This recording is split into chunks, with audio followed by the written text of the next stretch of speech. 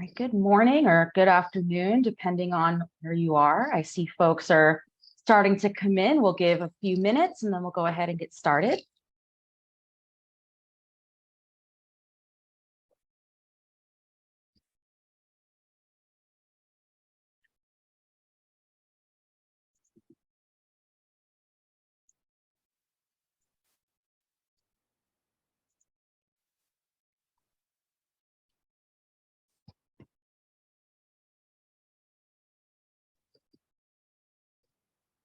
And for anyone that's in here now, if you want to just go ahead and say hi to us in the chat, tell us your name, maybe where you are right now, just so that we can meet y'all, that would be wonderful.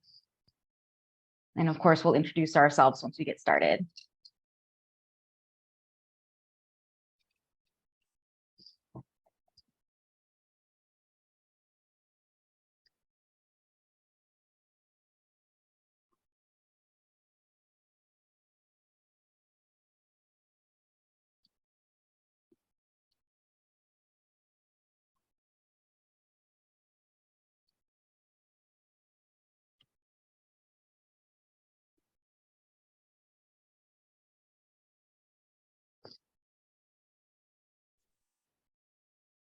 They're saying the chat is disabled. Oh, they're saying the chat's disabled. Christian, do you know how to fix that? Yeah, let me get in there. Okay, thanks for letting us know, Rebecca and Zoe.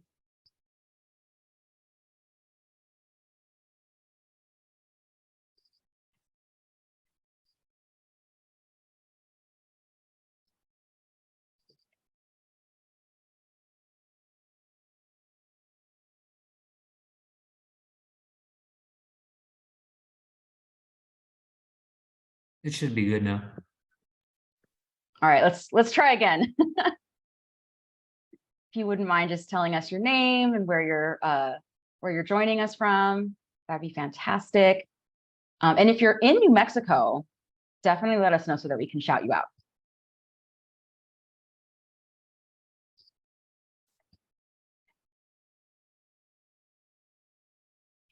Good morning, Nebraska, New York, hello.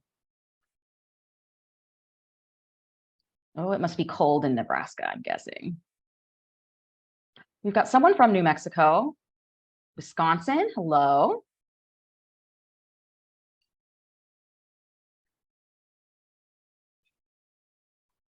Florida, Texas, West Virginia.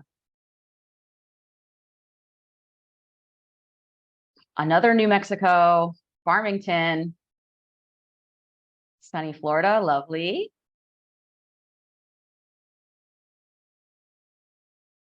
Wow, we've got folks from all over the place. How fun. Ohio, Iowa, Nebraska again, love it. Reno, hello.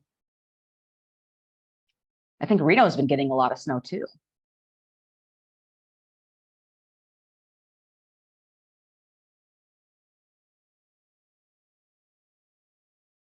Oh, some more New Mexico folks. Good job. Love it.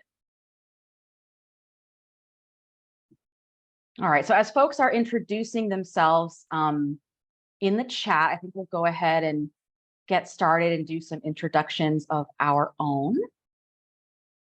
I want to thank you all so much for joining us today for our presentation, a collaboration between rape crisis programs and corrections facilities in New Mexico. And of course, special shout out to the New Mexico folks that are here and joined us today. I work with Just Detention International. We're hosting this conversation today. JDI is it's a health and human rights organization that seeks to end sexual abuse in all forms of detention. We carry out our mission by working with corrections officials, rape crisis advocates, and policymakers to make detention facilities safe.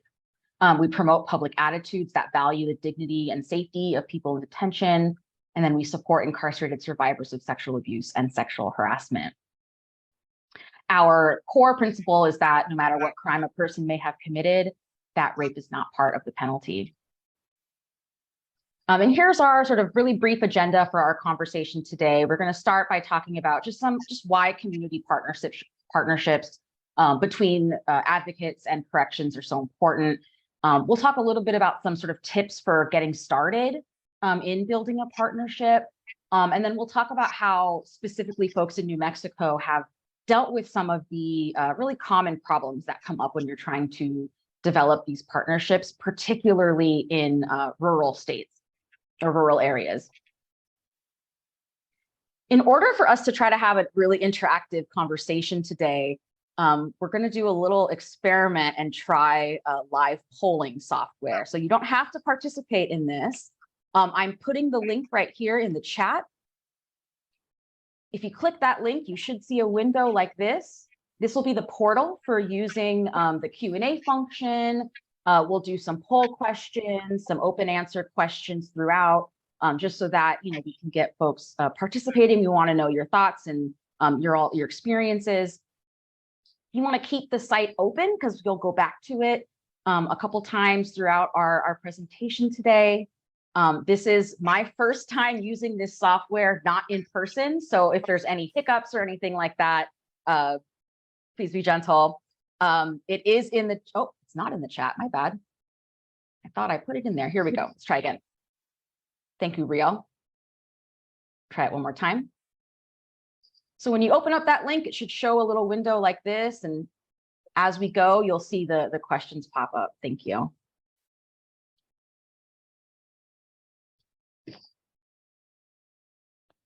All right, so let's do proper introductions. My name is Jessica Seipel. I'm a senior program director with Just Detention International. I am a certified PREA auditor. I have a victim advocacy background, and I'm just so excited to be here and to be able to share with you all the work that Carla and Roman are doing, my co-presenters, and I'll give them an opportunity to introduce themselves. Carla, why don't you start? Hi, my name is Carla Gallegos-Ortega. I work with the New Mexico Coalition of Sexual Assault Programs. My title is the PREA Coordinator and also a project manager. I've been at the coalition for 16 years, but I've been doing PREA probably for the last 6-7 years. Awesome, thank you. And then Roman, will you introduce yourself?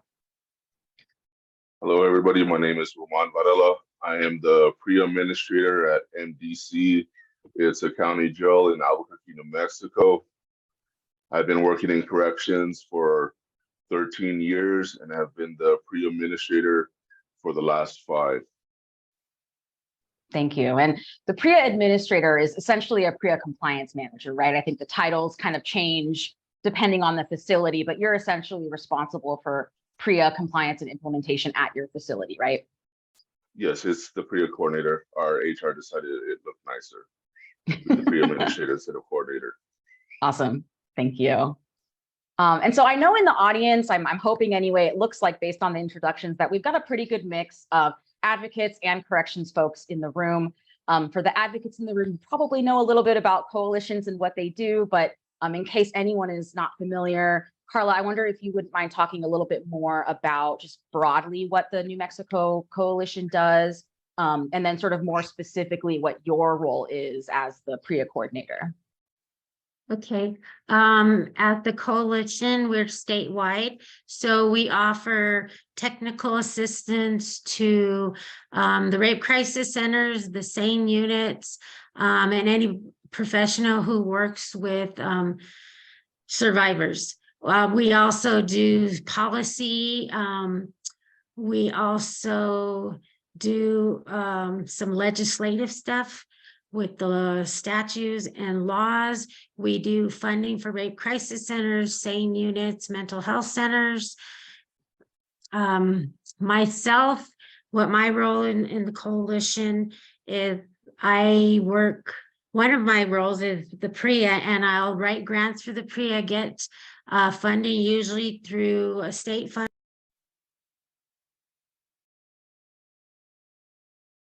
Oh, Carla, I think there you go. Oh, okay, there I think you muted yourself. There you go. We get funds through VAWA and through the state, and we offer free training for corrections and advocacy. We also I do technical assistance, not only for advocacy, but for corrections. That's a lot of it. Awesome. Thank you so much. And then Roman, I wonder if you could talk a little bit about MDC and maybe like the size of the jail. I know Albuquerque is a big city. So if you want to just tell us a little bit of some of the details of your facility and kind of what your role is. Sure. MDC is the largest county jail in New Mexico, located in the center of New Mexico, in Albuquerque, New Mexico. We can hold up to 1950 inmates, and we hold both male and female inmates. Awesome. Thank you. All right. So community partnerships, that's why we're here. When we brought together, two leaders, I would say easily, that really represent sort of the possibilities of, what can happen when you are able to build really strong partnerships that are sort of built on trust and respect and, mutual support and all of that. So I'm really excited to be able to have this conversation with you both and with everyone listening as well. For folks that don't maybe know kind of the layout of New Mexico, I think providing a little bit of context is important. New Mexico has 33 counties, right? So you can imagine how many jails there might be per county. That's a lot of facilities, right? It is 49% Latinx, so it's about half of the population. It has the third highest Native population of any state. It's also the sixth most sparsely populated state. So Albuquerque is, a pretty large city, but I think it's safe to say the majority of New Mexico is a pretty rural, sparsely populated area. And that can really make getting resources to places all the more challenging. All right, let's test the software here. I'm going to put the link in the chat one more time. You should see this question pop up on your screen. You should be able to put in an answer. As you put in your answers, we should be able to see them live. It looks like someone's already, we got more. I'm so excited it's working. Let us know sort of how you would describe your partnership, either with the corrections facility or with the Rape Crisis Center, depending on your role. If your partnership, sort of none of these describe it, let us know in the chat if there's some other language you'd like to use, but I think it'd be really interesting to see sort of how folks would describe their partnerships with either corrections or rape crisis centers.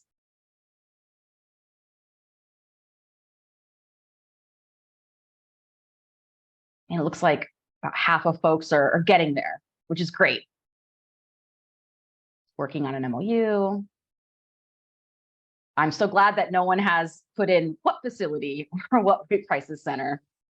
That's good. I always worry someone's going to say that. We're going to have to start from scratch here.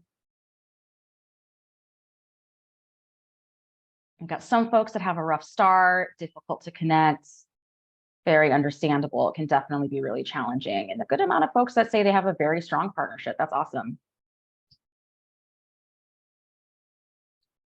Carla or Roman, or any of this surprise you? Does it seem kind of like what you expected? Yes, it's what I kind of expected. Yeah. Yes. Awesome. Sounds good.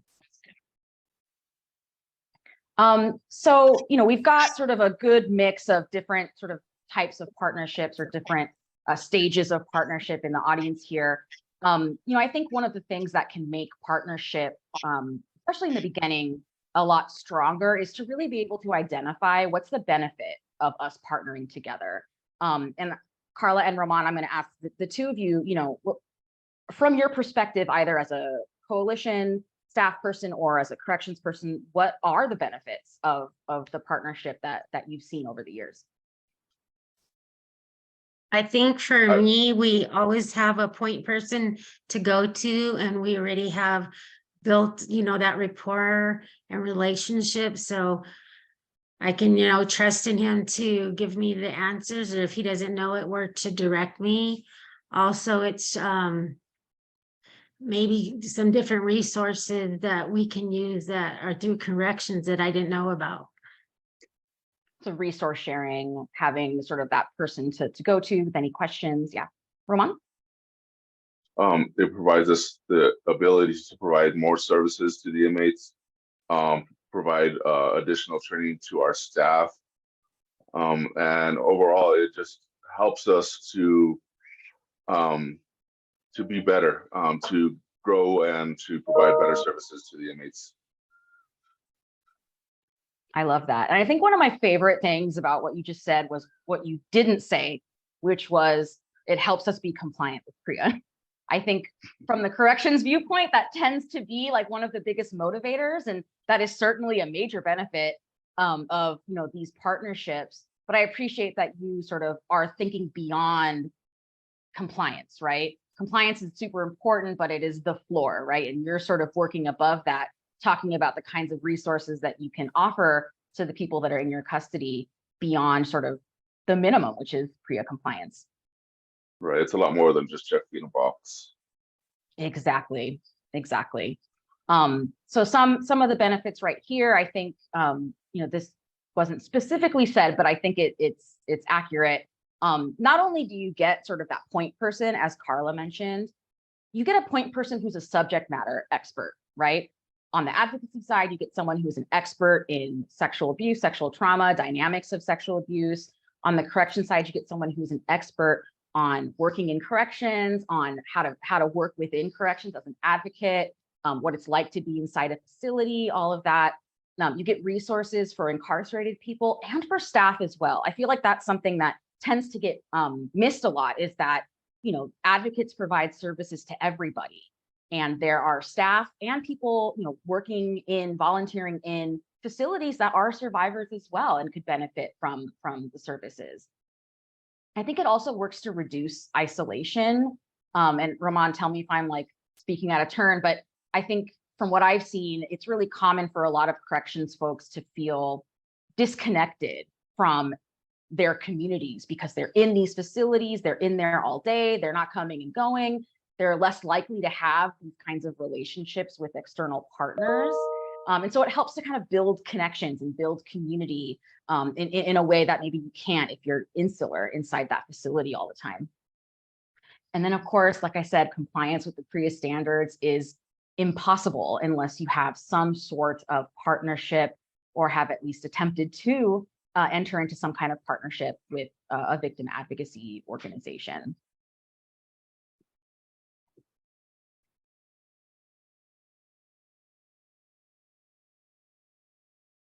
So PREA does have some stuff to say about partnerships, as I mentioned.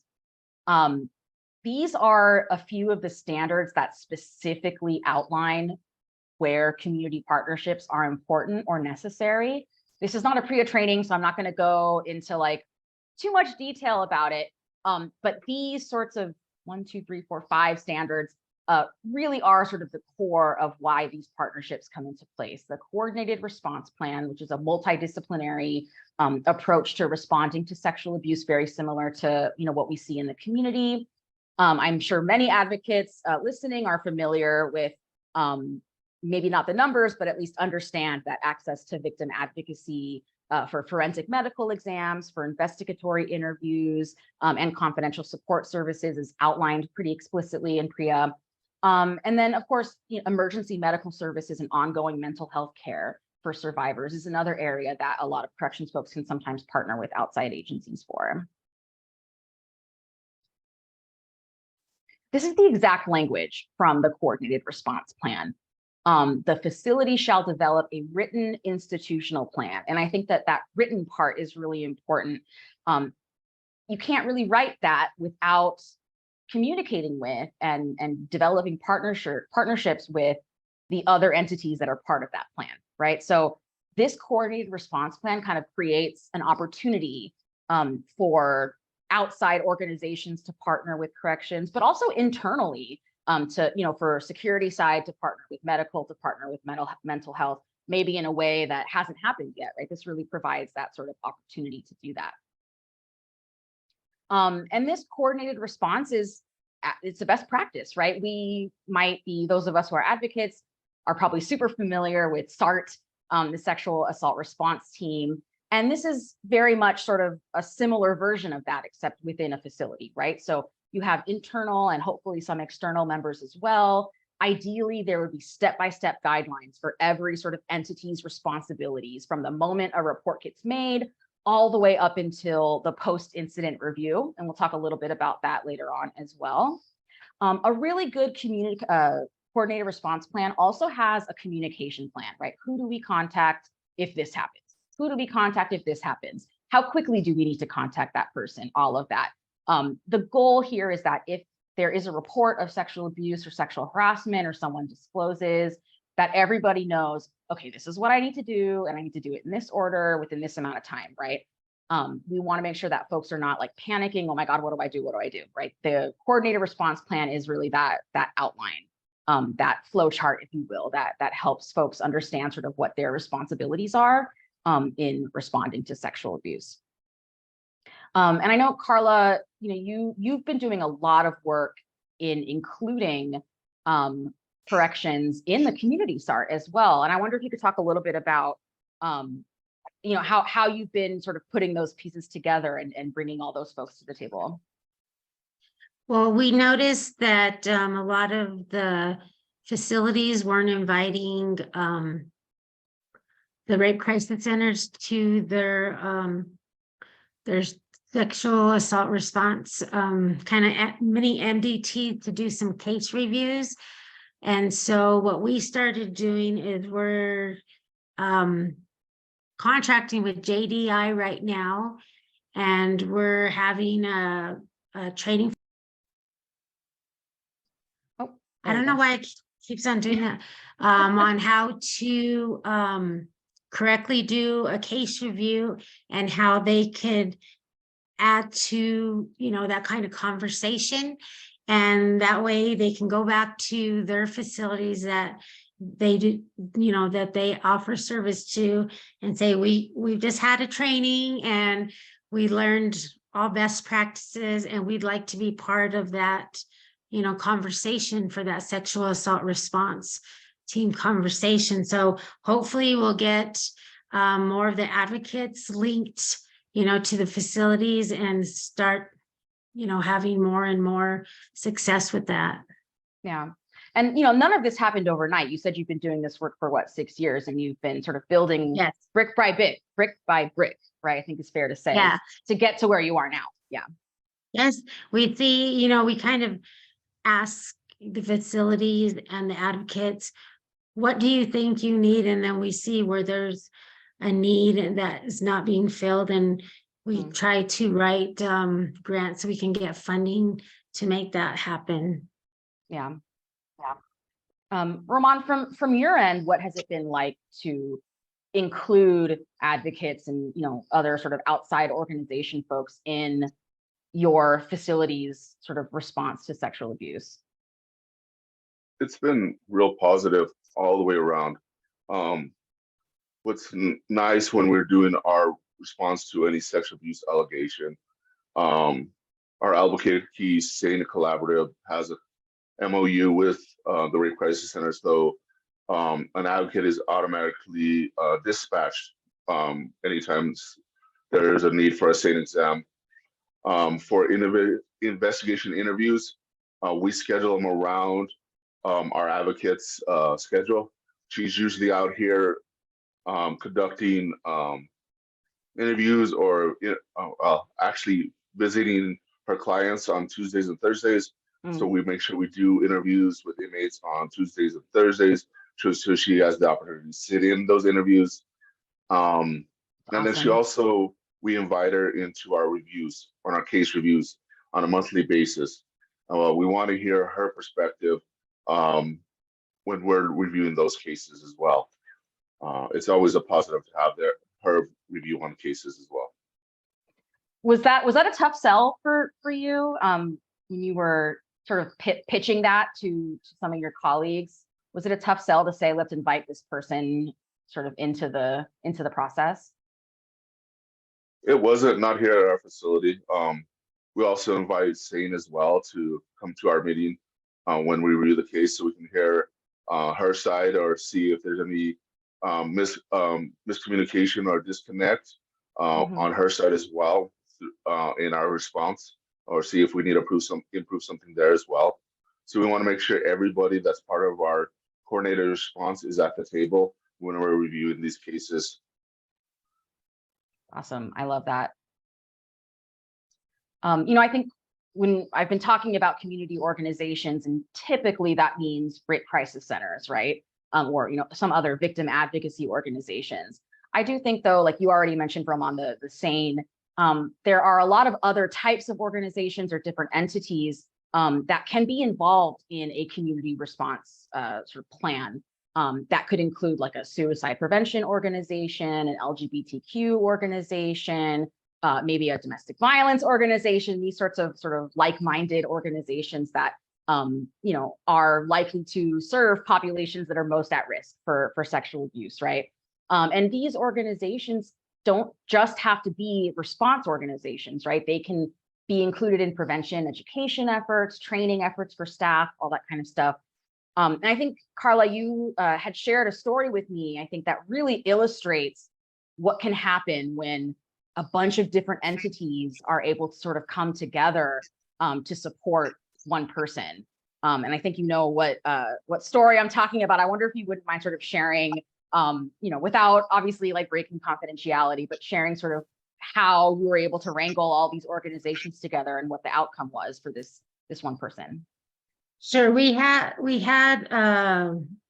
PREA advocate that was in a facility doing a training, and after the training, they had this young Indigenous male that had some disabilities disclosed some information, and he was sexually assaulted, and he wasn't sure exactly what it was. So once we found out he had a lot of other, things going on, so we were able to get him help by the advocate calls me and my PREA coordinator at the time, and we were able to bring in another advocate from a different agency that had worked with a lot of Indigenous tribal people. So it was the same kind of cultural aspects they had. We also worked with ARC, which is our local disability organization. We were able to reach out to his family as well. And we were also able to reach out to the public defender who didn't know he was sexually assaulted. And we were able to speed up his court date and get him released. We were able to help fill out the paperwork to get him a DD waiver and also some housing after his release. But there was probably about 6 or 7 individuals that worked as a team together to be able to get him all the resources that he needed. It was a very complicated case.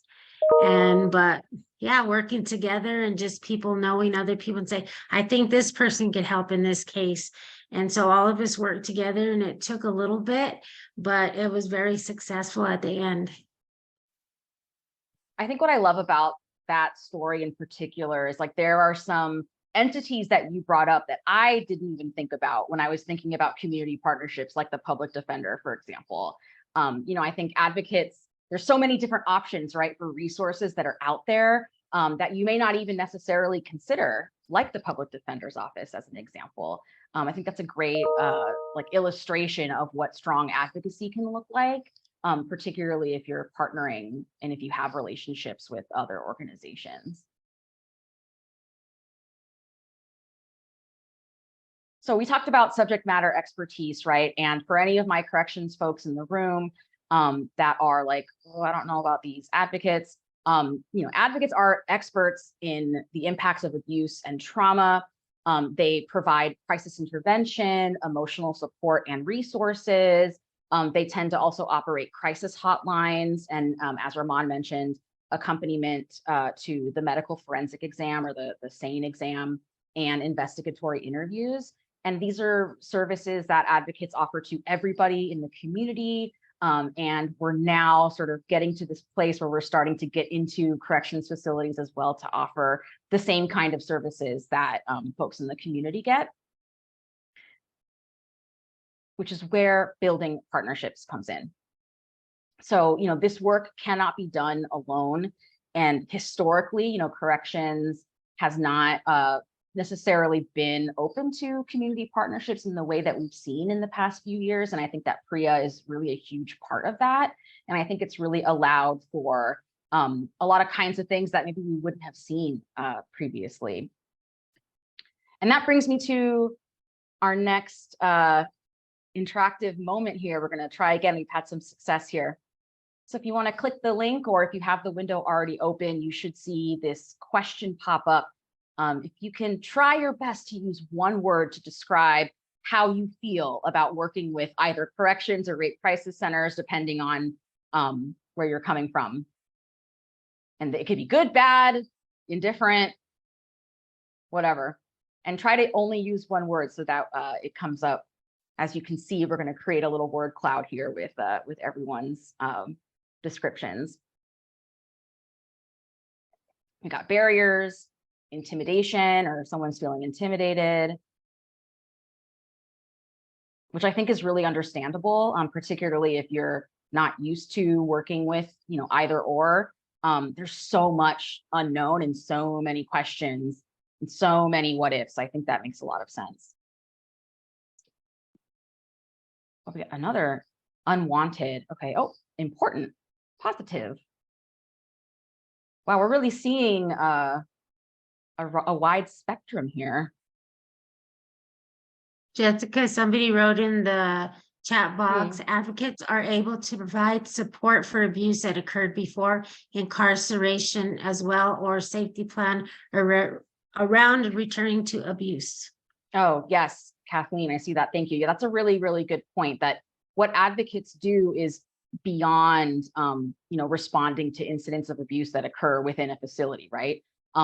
We know, especially for incarcerated women, that it's very common to have a history of either child sexual abuse or other types of abuse. And very frequently, we see a lot of folks, at least in my work at JDI, a lot of folks coming to us, talking about stuff that happened to them when they were younger for the first time. Yeah. Apprehensive, supportive. Yeah, we really run the gamut here.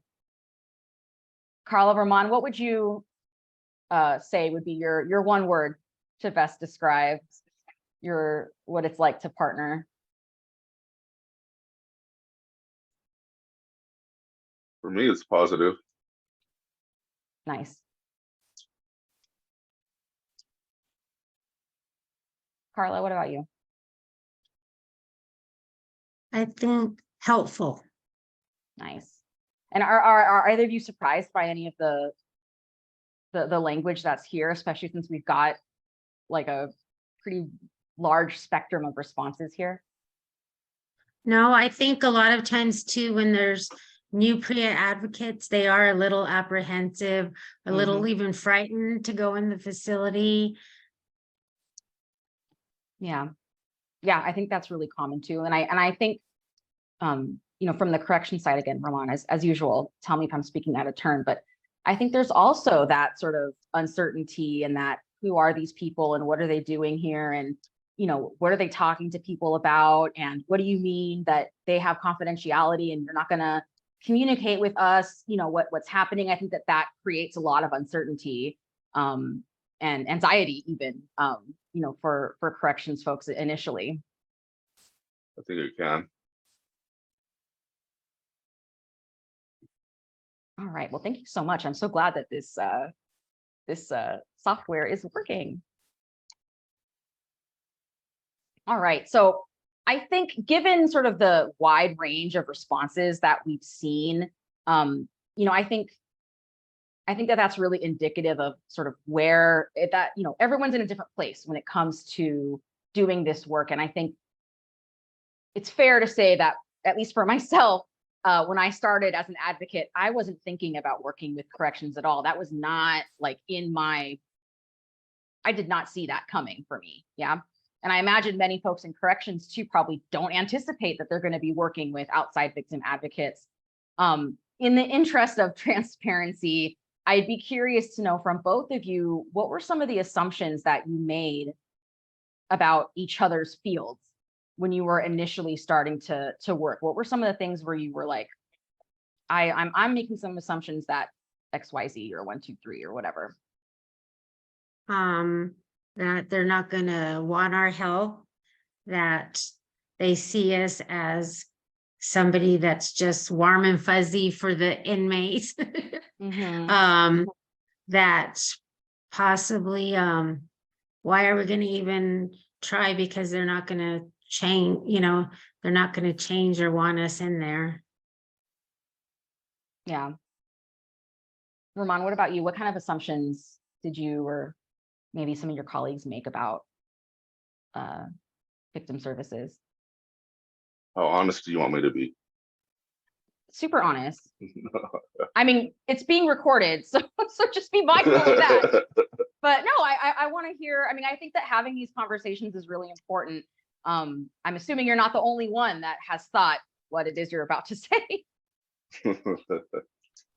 No, I did have a lot of assumptions. Reading articles on the news, hearing things, seeing that the advocates only have really strong views on only one side of the story, and saying we should change things in a certain way without having all the information. It was very frustrating to look at it, seeing it, saying like these people have no clue what they're talking about. They're just trying to save the world with no clue. Well, I'll stop there. That sounds like a t-shirt to me. Advocates trying to save the world. So now my follow-up question is, were you proved wrong? Yes. One of the advocates I started working with came in with a huge bash, with a huge story to bash us, but he's become one of my best friends, and we work a lot together, and we've done some great things for MDC with our partnership. And it's just, once we sat at the table and we both heard each other's side of the stories and found middle ground, we found that we could really help each other out, and we could really do great things within our facility and support us, certain inmates, and provide some great services. Thank you for your honesty. I appreciate that. Carla, what about you? Do you feel like your assumptions were kind of proven wrong? Yeah, a lot of times they just don't know, like Roman said, they just don't know. So, knowledge is always great. And a lot of times they, especially when they know we're there to help them. We've had good partnerships with even the smallest jails and stuff. So yeah, it's been really good. And now through the years, they actually reach out and say, we're having this problem. What do you suggest? Or can you tell me what I should do? So I think it's been great. Yeah, thank you. And it sounds like one of the ways that you were both sort of able to overcome or process or work through your assumptions was really just asking a lot of questions and trying to get some of those blanks in your mind filled, right? We have Julie in the chat here saying, I remember thinking, you want me to do what? And now you've been doing it for 8 years. That resonates with me as well.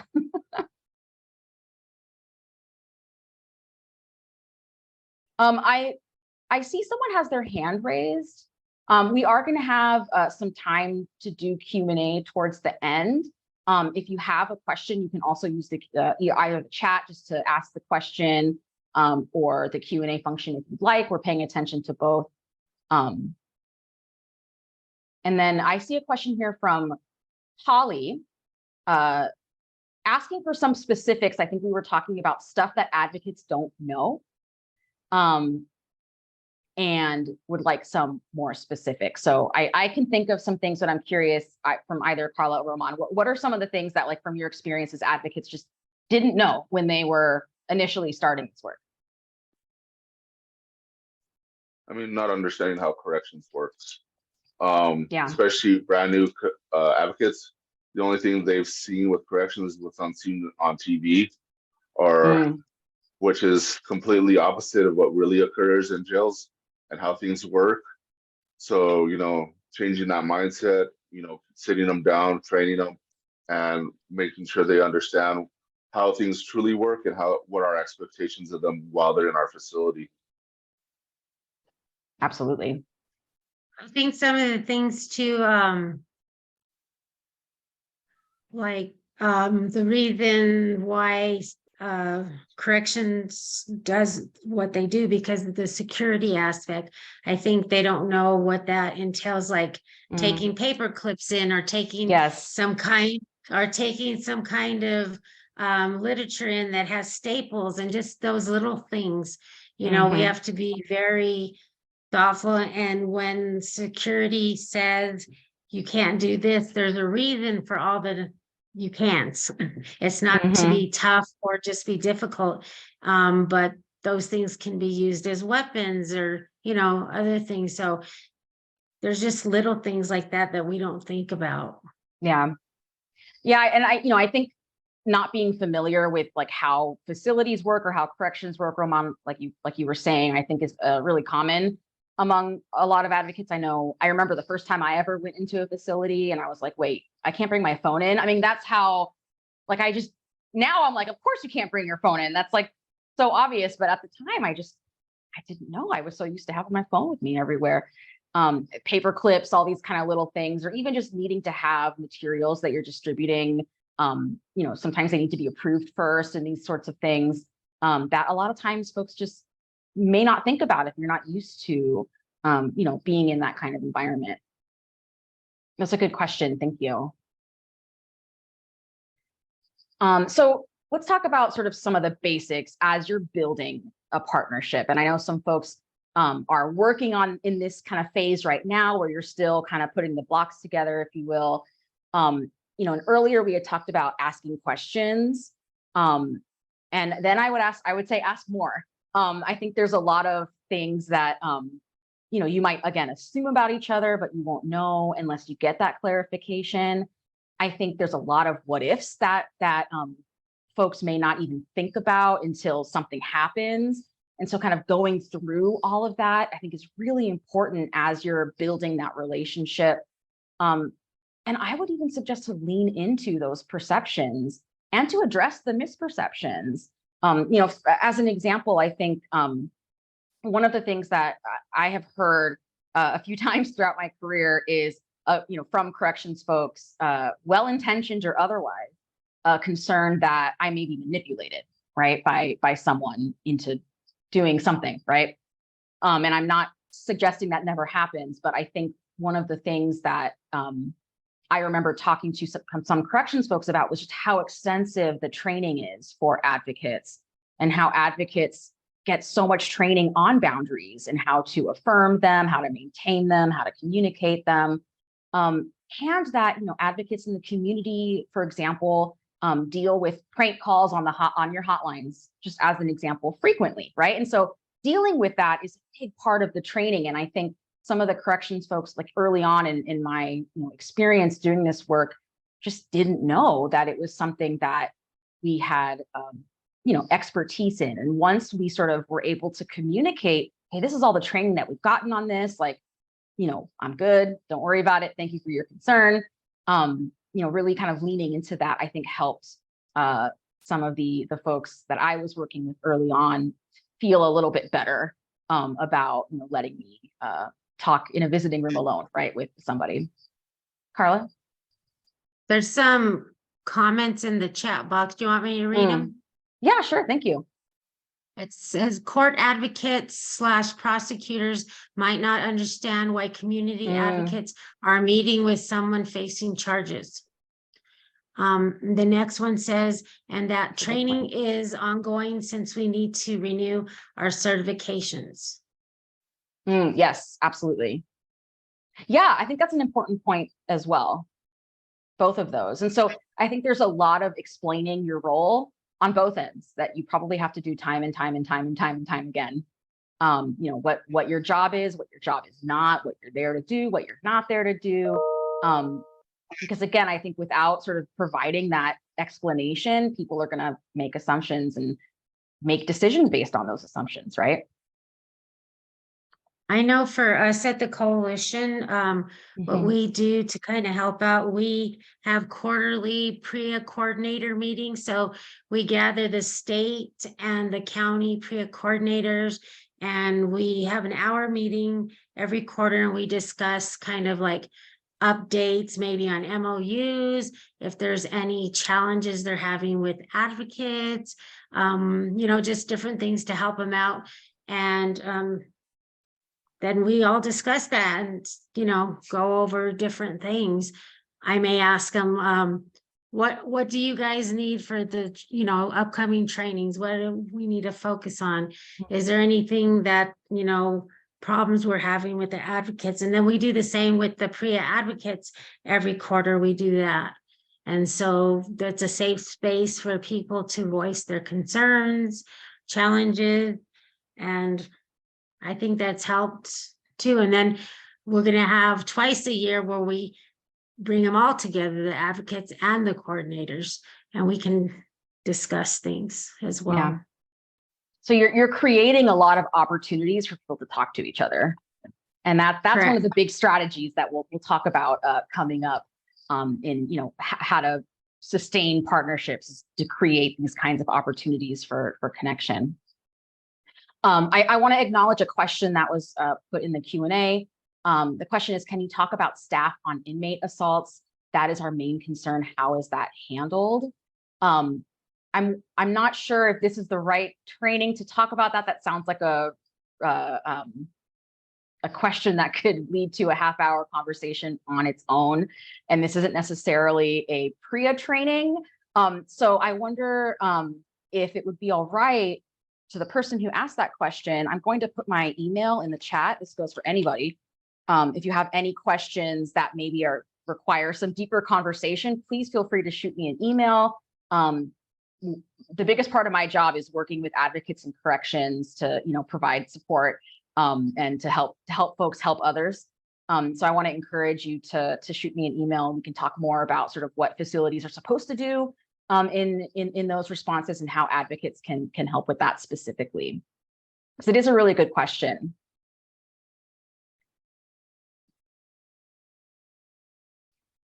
I mentioned earlier sort of all of the questions, speaking of which, that are important to ask. And I think the question that was just asked about what if it's a staff on incarcerated person assault, I think is a really good question to ask, right? Because the procedure may be different. The facility may have different protocols for that. And, as an advocate, you're not going to know that, right? Unless you ask that question. So I think, what if someone tells you that they're suicidal, right? What do you do in that situation? When will the facility notify us of a forensic exam? What does legal mail mean? Who can help secure a private space for in-person support? What can I wear? What can I not wear? What can I bring inside? What can't I bring inside? What if there's an emergency while I'm inside? I think there's all kinds of these questions that need to kind of be really hashed out on both ends before really developing that partnership, because I think that doing so will really prevent a lot of headaches in the future if you're able to sort of really brainstorm the possibilities of different things that might happen, and try to get those questions answered early on in the process. Of course, there's going to be some questions you won't even know to ask until something happens. There's always a surprise. You can never be 100% prepared for every incident. But I think thinking about, some of the common dynamics that for an advocate might come up in the community, I think using that as a gauge to figure out, okay, how is my response going to be different for someone who is incarcerated? How is this going to look different? I think that is really, really important to be able to identify all the questions you got to ask, all the information that you need before you even meet, right? So that way you can sort of have all that information, organized, you can get all that info, get it down on paper. I think that's really important. I am curious for either Roman or Carla or anyone in the chat who's listening, what are some of the kinds of questions that that you've had to get information for, and maybe ones that you weren't able to get answers for yet, if you can think of any. Like, what are some of the questions where you were like, oh, I wish I had asked that earlier?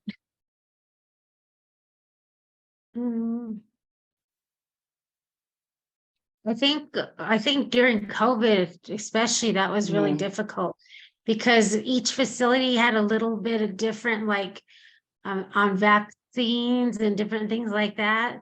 So those kind of questions, like, so I know some facilities, if the incarcerated survivor didn't have a vaccine, then they couldn't be in person with the advocate. Yeah. And some other facility, it's just like you couldn't meet face to face anyway. So there was just a lot of those kind of questions that came out. I think too, initially advocates just want to go right in the facility instead of just asking, like, what is that protocol? Do we have to take a training? Do we need the background check? So I think all those questions to ask up front are good examples. And I don't know if there hasn't been a question that hasn't been answered or that I haven't, That's not a good thing. comes to mind right away. So Awesome. Thank you. Roman, was there anything that you wanted to add there?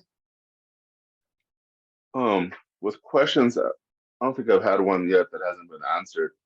One thing I wanted to bring up is even if you have established contract or MOU with a partner, if that contact person changes, it's always important to make sure you meet with them face to face before you allow that new person into your building.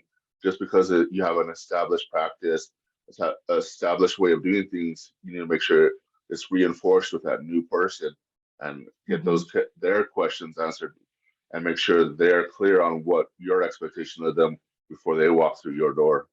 Yeah.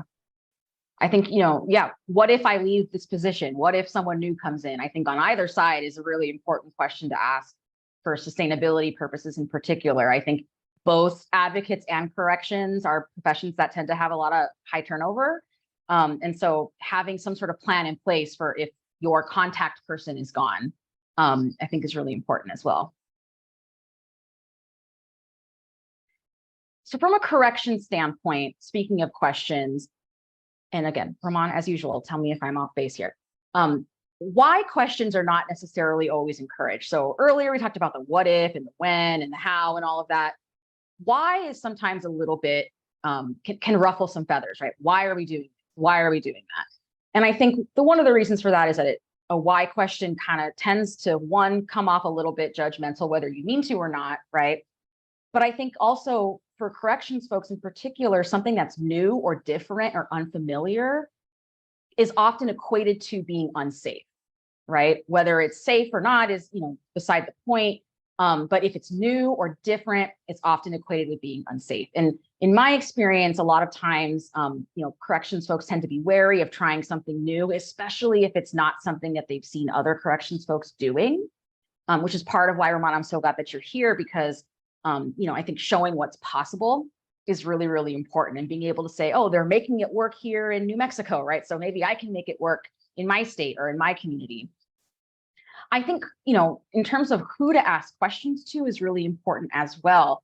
And the kind of information you're going to be able to get is different based on who you asked, right? And that's true for either side. So if you're asking a transport officer a question about, I don't know, something that is unrelated to that person's job, they're not going to have the information that you need, right? Or if you're asking an advocate, about an MOU, they might say, oh, that's my boss's purview. I don't know anything about that, right?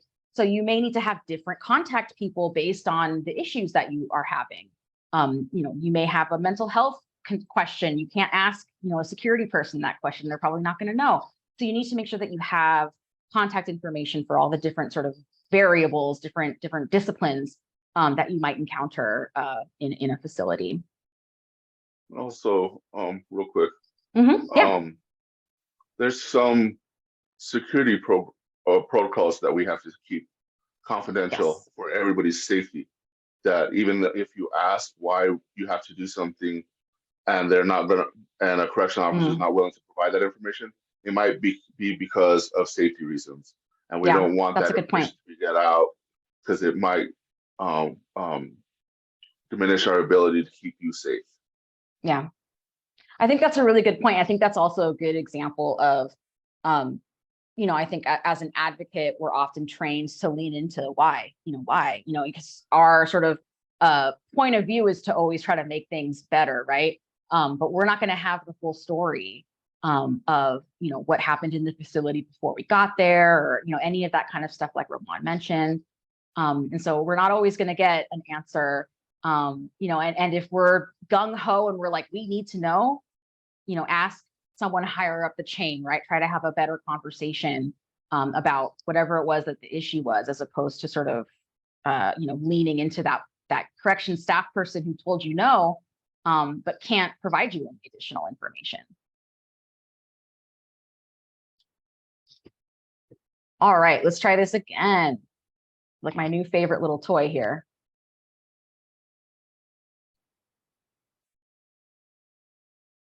All right, one more time, if you want to click the link I just put in the chat, or if you have the window already open, I would love to hear folks, either from corrections or rape crisis centers, what some of the challenges are that you've encountered in working together. I feel like we've touched a little bit on some of these things already, but I would love to hear more. Responsiveness, yes. Thank you. Miscommunication. Yeah, I think, every field tends to have a lot of jargon, and I think corrections in particular is one of those fields where there's a lot of like correction specific language that outsiders do not know. A lot of acronyms, a lot of, just language that folks are unfamiliar with. Trust, flexibility. I saw not allowing survivors to shower, closing ranks, not allowing outsiders in. A lot of trust issues. And a lot of communication issues, yeah. Ooh, I'm seeing some common threads. Roman, Carla, are either of you surprised? Not at all. Bias? I think that trust is hard to overcome, and miscommunication is easy to be done because there's two different fields. I've seen it so many times, even working on projects with IT or other fields, and we're sitting there trying to talk to each other, and neither one of the sides of the tables can understand each other, so we're talking in two different acronyms. Yeah. But trust is a huge thing, but I think that starts with bringing everybody to the table and starting with meeting face to face and getting everything out. Yeah. And I'm seeing someone here saying, I'm assuming this is an advocate saying that they, being the facility, is claiming there aren't any assaults that happen, and they only meet once a year for their compliance meeting. I think my first suggestion would be meet more often, or at least communicate more often, without knowing any of the specifics here. And I think earlier we had talked as well about how, advocates are responding to more than just assaults that take place in the facility, right? So even if there are no assaults that are taking place, just hypothetically, that doesn't mean there isn't a role for advocates to play. And that doesn't mean there isn't support that's needed by the folks that are in there, yeah. All right, lack of transparency in protocol, yeah.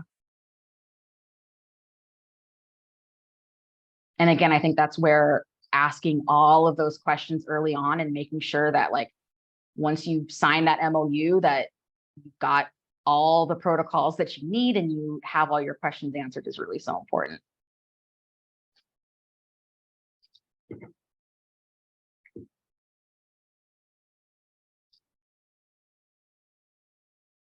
All right, so I'm going to ask the two of you some of your experiences in challenges that you've had in developing partnerships with corrections or rape crisis centers.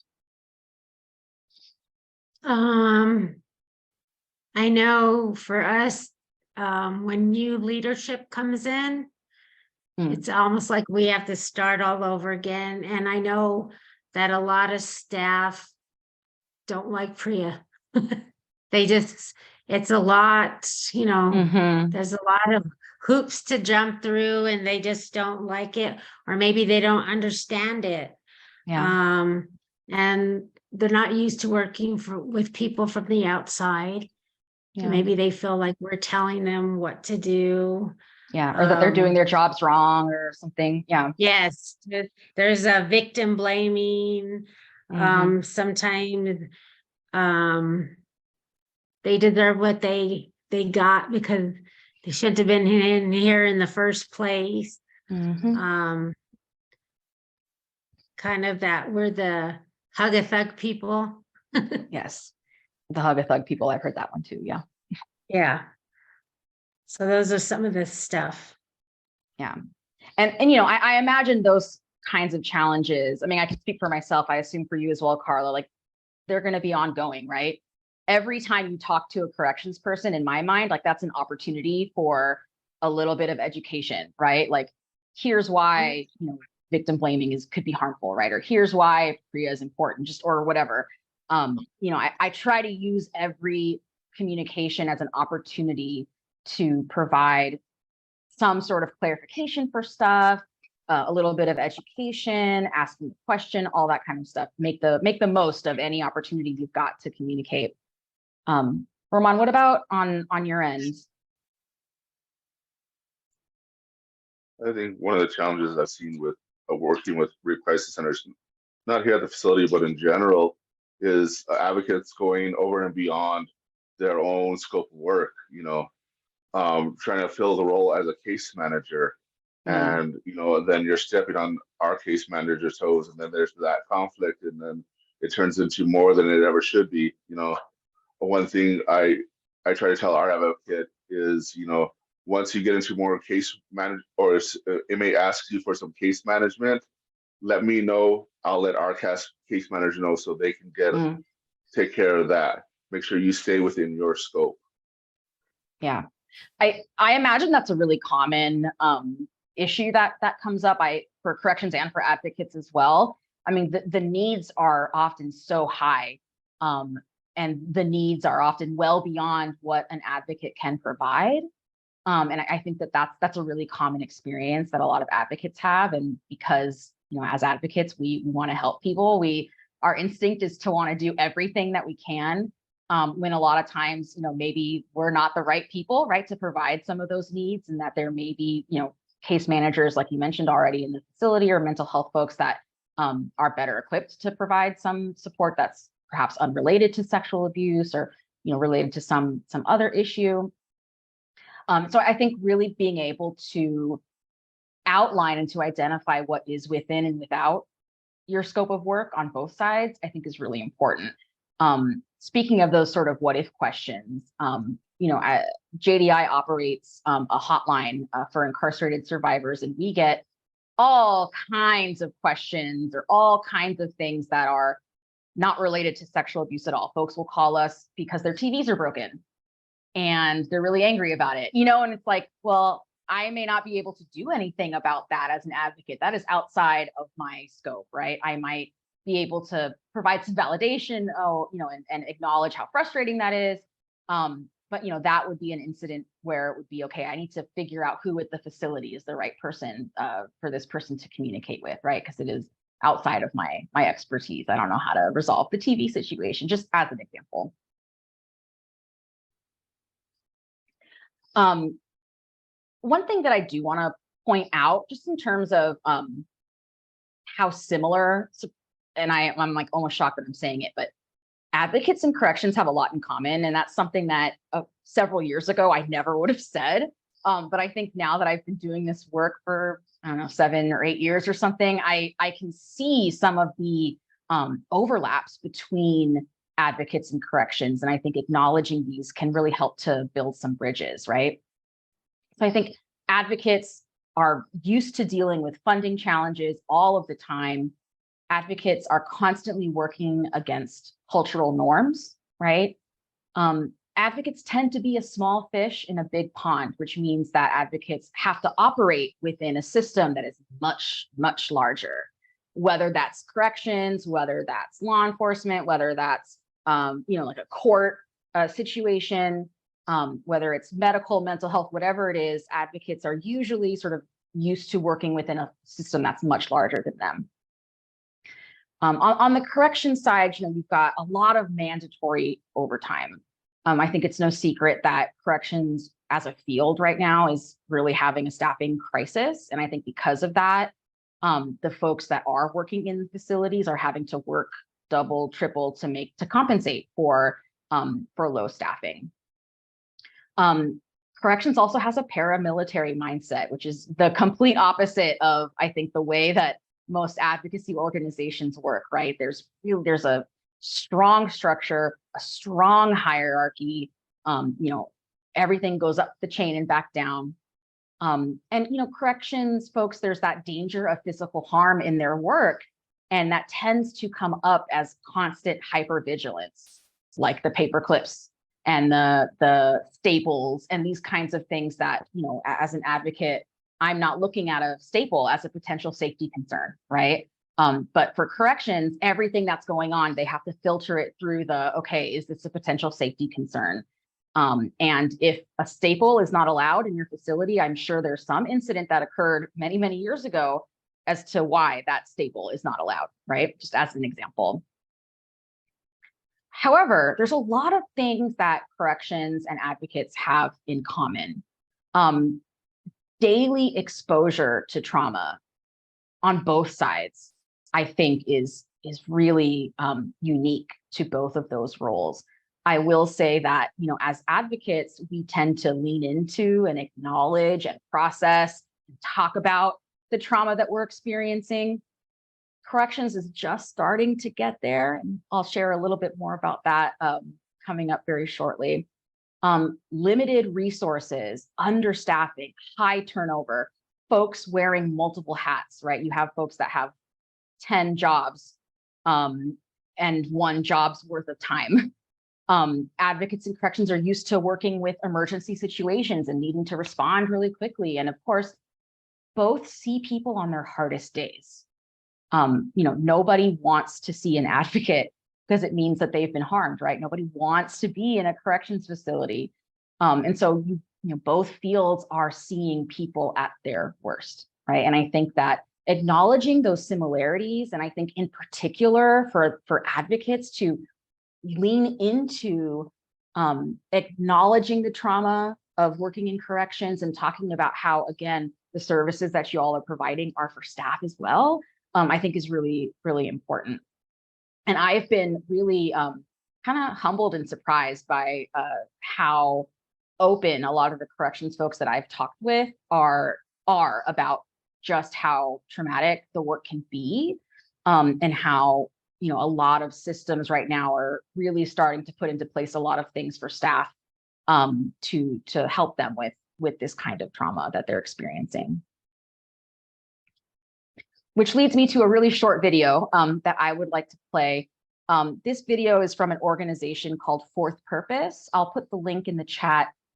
They have a series of short videos that are geared towards correction staff that are about all kinds of things.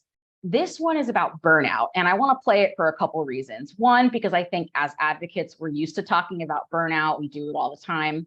I think that watching a video like this that's geared towards corrections helps to be able to use the same language to talk about stuff like burnout and trauma the same way that corrections folks are, so that you avoid that sort of translation issue. And I think for the corrections folks that are listening too, maybe this will be something that you will want to share with some of your colleagues, to provide to some of your colleagues, maybe to start having some of these conversations or to continue them. So I'm going to mute myself and hit play, and I'll put the link in the chat to where you can download it. Job burnout is a state of emotional, physical, and mental exhaustion caused by excessive and prolonged unmanaged stress.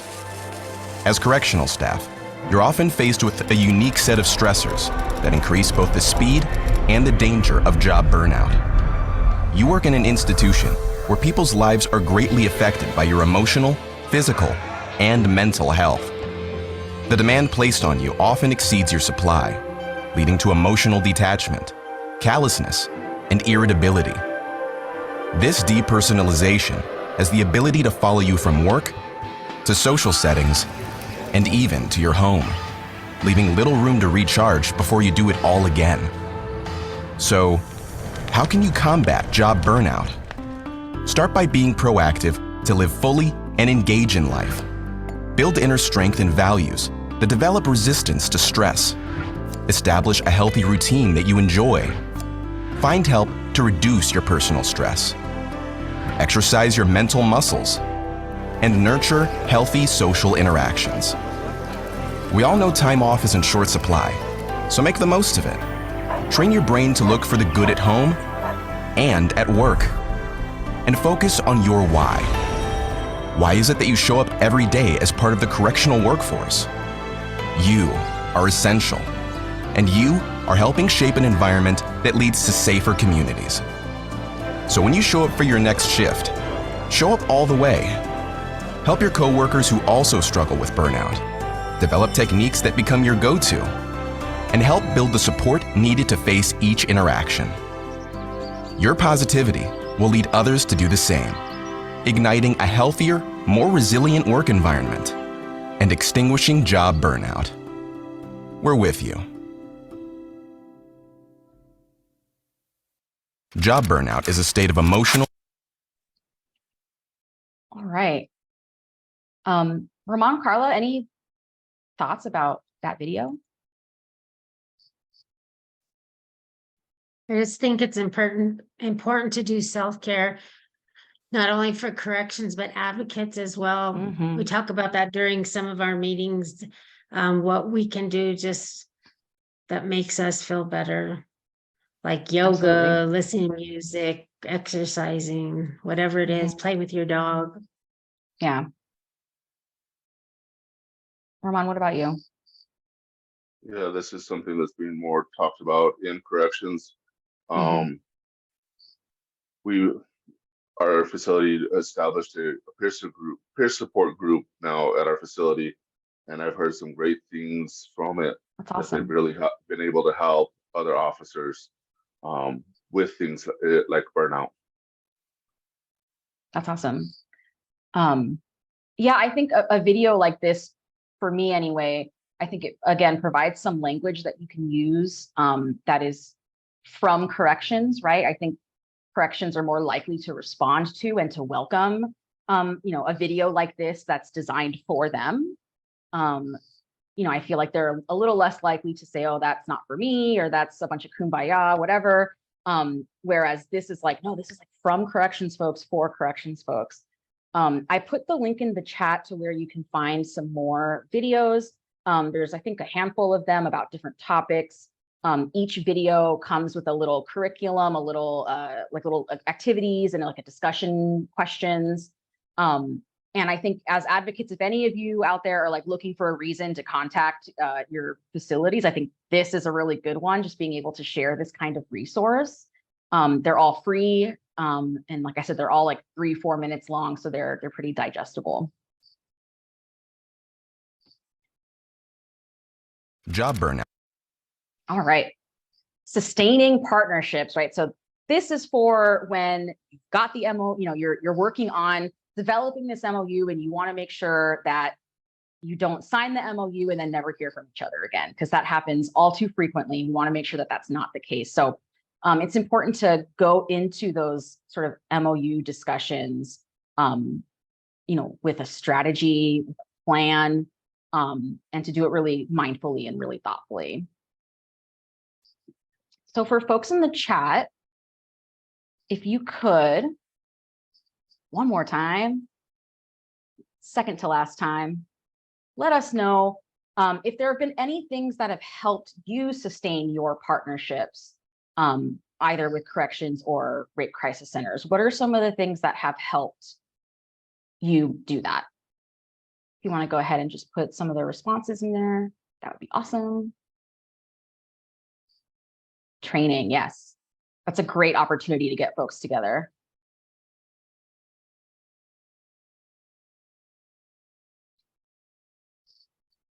Here we go again. Carla, what are some of the things that, like, from your end have really helped sustain the partnership? Because you've been partnering with these facilities for years and years, what are some of the things that have helped you do that?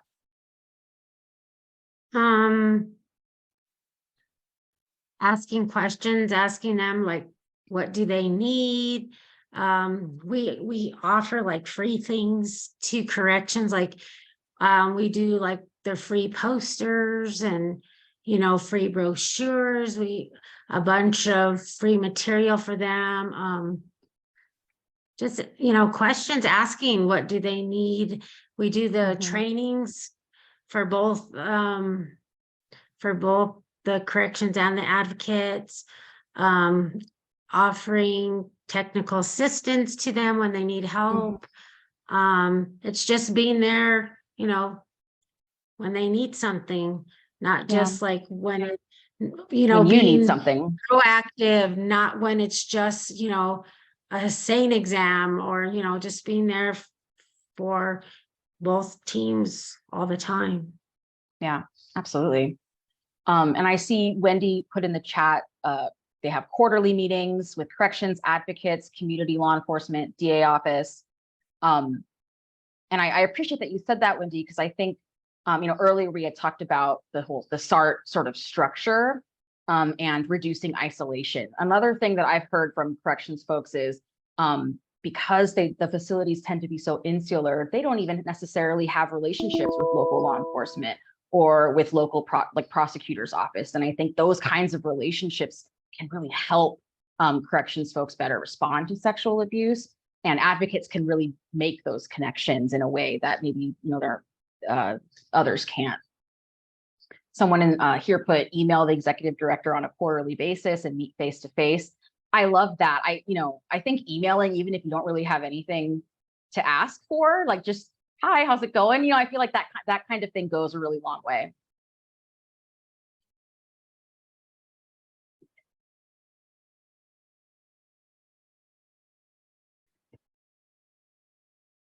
All right, so the MOU, and you know, we're going to talk about the MOU for a little bit, and I'm realizing, oh, we've only got 15 minutes left, so I'm going to try to zoom through this.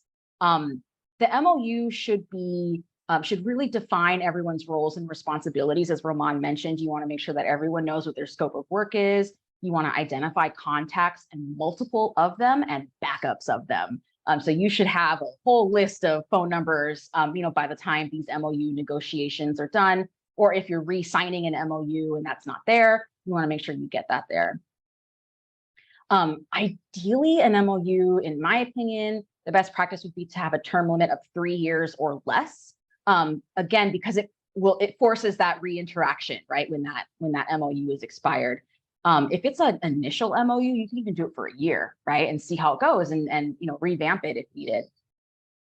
One of the really important sticking points is that confidentiality, and being able to have detailed language on confidentiality requirements and limitations for both parties. I think having that conversation is an opportunity to ask all those questions, right? To ask a lot of questions and to talk about why confidentiality is so important.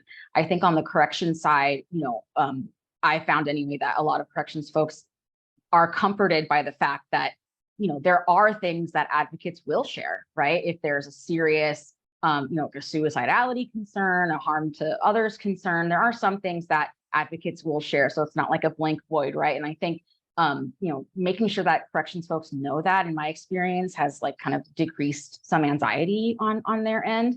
So just being really clear about how phone calls will be handled, how in-person visits will be handled, how mail will be handled, how accompaniment will be handled, all of those things, you know, being really clear about who's required to do what and what some of those limitations might be. You also want to make sure you have language outlining when and how incarcerated people will get information about the Rape Crisis Center, how those services will be accessed, and then of course, emergency contact information. A lot of training came up, and I think that that's a really important tool. Advocates can train corrections can train advocates, you can train each other. I think there's a lot of opportunities there. I think prevention education is another piece that is really fruitful for advocates to be a part of. PREA audit notifications, putting that in the MOU, making sure that advocates know that audit is coming up. And then incident review participation, which I think Carla had mentioned earlier. You also want to make sure that the language does not, let me fix that before we send these slides to you, does not identify the Rape Crisis Center as the outside reporting agency. That is incorrect. You want to make sure that the Rape Crisis Center is not the outside reporting agency. You want to make sure that it describes the Rape Crisis Center's responsibilities when it comes to accepting reports of sexual abuse. We usually say best practice is not to be that entity. Some rape crisis centers will, and that's fine. And as I mentioned earlier, term limits of 3 years. So we'll get into some specifics in the few minutes that we have left. We're a little bit out of time. I do want to say that the resources that we've talked about that New Mexico has developed and the ones that are coming up will be available via hyperlinks in the slides, which we'll send after we're done today. So one of the concerns that came up, particularly regarding PREA education and the smaller jails in New Mexico, is that PREA education has to be comprehensive, and it can be really, really challenging for small or rural jails who maybe lack resources to develop really comprehensive education materials. So what folks in New Mexico did was like, well, what if we all get together and we pull our resources, develop one video that can be used throughout the state, and to also provide spaces for facilities to include their specific information. And I guess I'm wondering, Carla and or Roman, if either of you want to share just a little bit about how that video has helped or what it was like to put together that video. And we do have a link to the video to share as well. So what the video, we got funding and we used real sane nurses. Roman is the corrections piece. We used the advocate that used to work in, go to Roman's facility. We also used Adrian from the Transgender Resource Center. So we used really people in those roles. And we put English subtitles, Spanish subtitles. We offered the brochures to go with the video, and it had places where we can customize them, and then we printed them for the facility. We also had a training, was the facilitator's guide, and Jessica did the training on the video, showed them places in the video where to stop, put in their own information, sections that they should be asking questions. And currently we're going to be using that same video, but we're working on putting sign language in it as well. Awesome. Yeah, because one of the requirements for PREA is that this information be accessible to folks with disabilities or who have limited English proficiency. I know in New Mexico, there's a lot of folks that are Spanish speaking and sometimes other indigenous languages as well. So that can be particularly challenging. But I think you were both really thoughtful in making sure that this information was indeed accessible. And as you mentioned, you both included a lot of people in this video to talk about sort of what their role is, like Adrian from the Transgender Resource Center. I think Elena from the coalition was also in the video talking about victims' rights, legal rights, that kind of stuff. And again, this is information that you put together and shared with every jail in the state, right? So every jail got their little packet of the video and the brochures and all that stuff that you all printed for them, which I think is really amazing. I think I can think of a lot of facilities that would love to have a Carla provide them with that. Yeah, so each county facility and each state facility received a packet. Yeah. And all the information all the resources we're talking about will be linked at the end. I think staff training can also be a real challenge. And I think the pandemic has, made Zoom, like we're doing right now, a lot more accessible, a lot more common. But because of that isolation for a lot of smaller rural facilities, it can be really challenging to create in-person training opportunities, especially for a subject like PREA that requires a good chunk of training and often brings up a lot of questions. And folks at these facilities may not feel like they have the expertise to do a PREA training. So they're looking for, outside expertise, which is what you all did. You brought all the experts together and you sort of divided up the state, right, into quadrants and kind of took it on the road and provided the training for facilities to all kind of come together and do that. Do you want me to talk about it? Or are we short of time? Yeah, absolutely. Just a couple minutes though. Yeah. Okay, so we got funding and we had done one training in Albuquerque and we found that a lot of the smaller rural people couldn't come. So what we decided to do was a different training and take it, like Jessica said, on the road. We divided it into 4 quadrants and all the facilities were in those quadrants were invited to one special area. And we got a lot of people in the smaller, in the rural areas. Or the first one we did, I think we got close to 80 people in a small rural town. So it worked out better because of the lack of funding and the short staff, but it really worked well. Yeah. I think to me as a PREA auditor, I feel like this is the most exciting part of the partnership because it's something I've never seen any other areas do. I think preparing for a PREA audit can be really scary, particularly if it's a facility's first PREA audit. And I think that a lot of advocates are still learning sort of what their place is in the PREA audit process. And I think Carla, what you organized for facilities, I think was really, really interesting. I wonder if you could share a little bit about that in a couple of minutes here. We contracted with a PREA auditor and we divided the state up again into 4 regions. And we invited the surrounding areas to participate.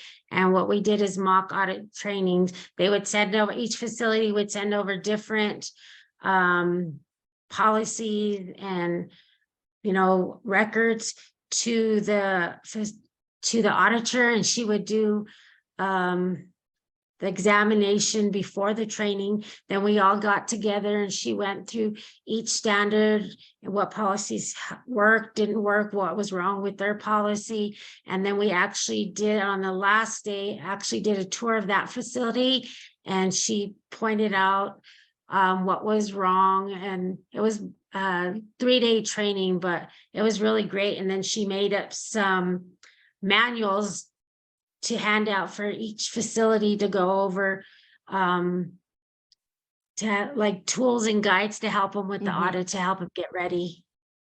Yeah, I think what I love about that is that it does a few things, right? It's almost like a training for advocates, right? Because they're participating in this. It's a training for the corrections folks because they're learning how to do PREA compliance. And the information that you probably learned during that process, I imagine was really helpful in other areas and other facilities that you're working in to be able to be a part of that sort of mock audit process. And that's not something that is required or, something, like I said, that's really common, but I think it could be really, really helpful to advocates and to facilities to really partner in that way so that audits are successful. I cannot stress enough how important it is to maintain regular communication. My sort of tip is before you leave a conversation, make sure you schedule the next one. Even if you don't have anything on the agenda yet, like just schedule something for a few months out so it's on your calendar and it's on their calendar. Makes it a lot harder to forget that you need to be able to meet with each other. Lastly, I think this quote really illustrates kind of the nature of this kind of work.